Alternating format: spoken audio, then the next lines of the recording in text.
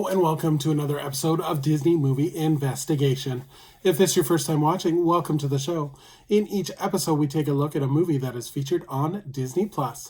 On this episode, we are going international as we take a look at The Full Monty. And if you are enjoying these episodes, I do ask that you please hit that subscribe button. That way you'll be notified with each new video. Now, sit back and enjoy this episode of Disney Movie Investigation. So like I said, today we are covering The Full Monty. This movie was released on August 13th, 1997. It was directed by Peter Catano, and the screenplay was written by Simon Beaufoy.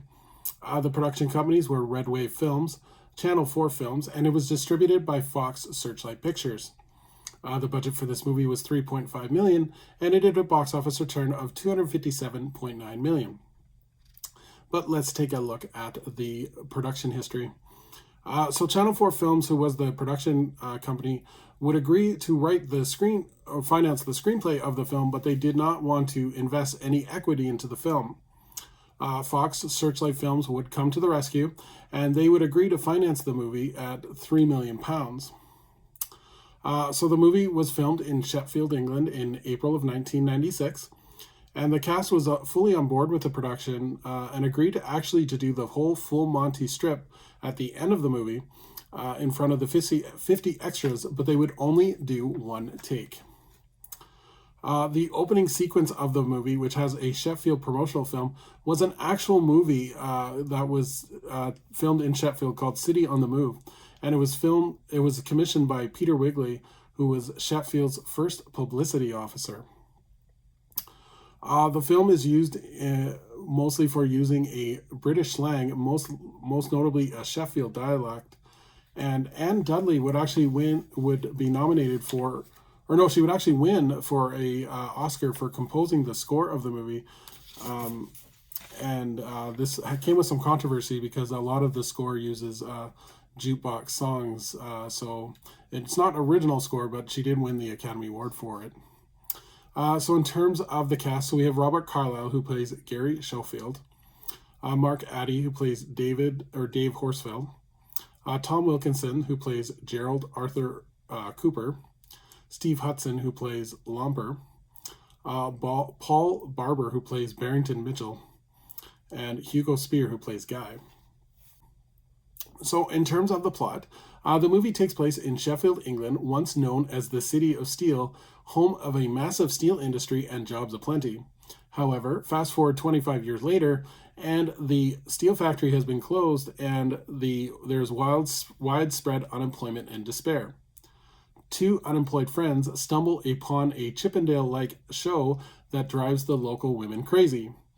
Eventually, they decide they too would like to give it a try, but they can't dance, and they are not the most physically featured specimens.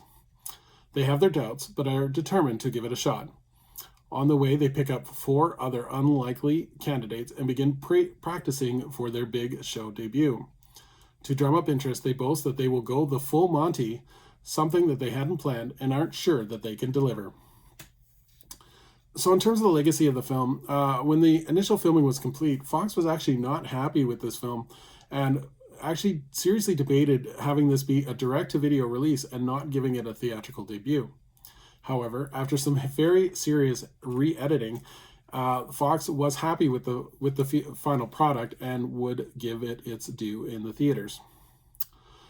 Because of the dialect of the movie, several American cinemas would actually have special pamphlets that they could hand out to viewers that would translate the British slang so that they could follow along easier with the plot.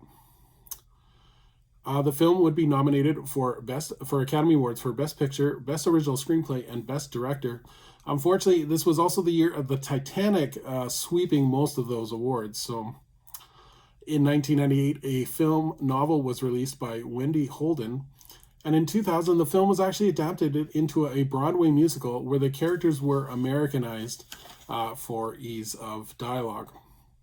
In addition, the film was also adapted into another stage play, this one a non-musical, and it opened in Sheffield before going on a national tour.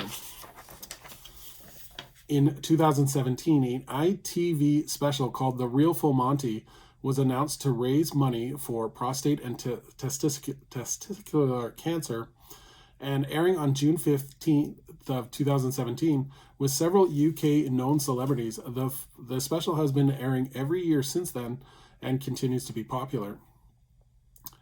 And then finally, in 2023, FX and Hulu aired a Disney Plus special, which was a limited series based on the film with the original cast reprising their roles. So would I recommend this movie? I like the movie. I think it's quite simple. It tends to build up a lot to the full Monty thing. So if you, I like the way it builds up in terms of a story. I like the character. Robert Carlyle does a really good job, really funny.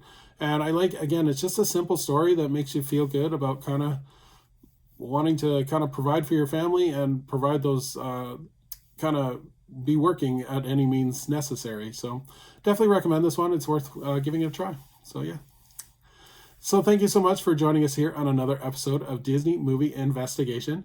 I would invite anyone to please leave a comment below on what they think of the full Monty.